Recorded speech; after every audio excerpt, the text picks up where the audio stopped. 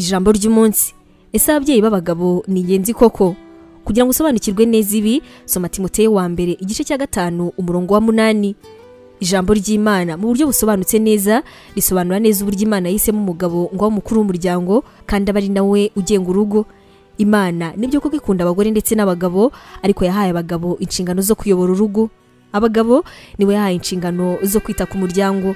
Yewe nubwo umugabo atabasha kugera ku ntego ze neza ndetse n'inshingano ze ntazikore neza, azakomeza kuba umukuru w'umuryango kubera ko ntabwo Imana ijya yivuguruza na gato, iguma ku ijambo ryayo iteka. Inshingano z'umugabo muri rusange ni ijambo rimwe, ni ukureba kure. Umugabo aba agomba kureba kure cyane, kandi mu buryo buzima aba agomba kumenya ngo urugo rwe rukeneye iki, ndetse akanabasha kumenya aho umuryango w'icyo bakeneye, urukundo rumuvuyeho, byose aba agomba kubyitaho kandi akabikurikiza. Ababyeyi b'abagabo ntabwo ari bose babasha kugurira abana babo ndetse n'abandi bagize umuryango wabo amamodoka meza, cyangwa se nanone ngo babashe kubagurira amazu meza cyane. Ariko nanone buri mubyeyi wese w'umugabo yabasha gutanga urukundo ndetse no kubashakira umwanya mu buzima bwabo. Buri mwana wese yahitamo urukundo rwa papa we, kwitabwaho ndetse no guhabwa umwanya n'uyu mubyeyi. Yego birumvikana cyane, umupapa ni ikintu gikomeye cyane mu mitekerereze. Ni inshingano ze rero nk'umubyeyi w'umugabo kwigisha abagize umuryango we gusenga ndetse no kwigisha abana be gusoma Bibiliya. Umugabo agomba guhitiramo umuryango w'ikintu cyose cyiza kizatuma begera Imana, akabahitiramo itorero ryiza rizabasha kugendera ku mahame ya Bibiliya. Mu rwego rwo gufasha abantu gukomeza kubaho neza, Imana yatanze umwuka wera, uyu nguyu ni gukorera mu miryango yacu. Ikindi, umwuka wera anafasha ababyeyi b'abagabo gukomeza kuba abayobozi b'ingo zabo, ariko kandi babigiriyemo kwizera kw'Imana. Imana iguha umugisha.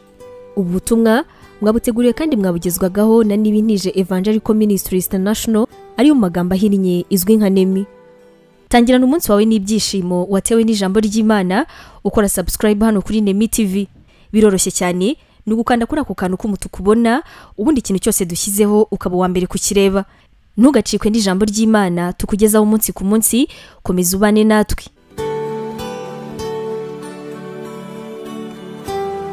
Waba utekereza ko wahamagariwe gukora umurimo w'Imana? Wifuza inyigisho zacu se zisohoka buri munsi zagufasha mu buzima bwawe, cyane cyane zigukomeza mu bibazo?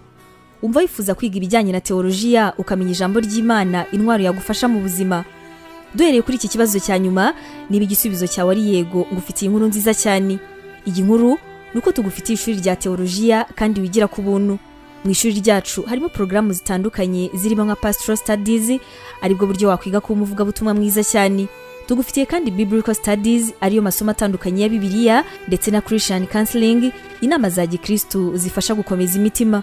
Kugira ngo usobanukirwe biruseho, wasura urubuga rwacu arirwo wa@nemibibleinstitute.com, cyangwa se nanone ukaba watwandikira kuri WhatsApp kuri izi nimero 141 232 650 34.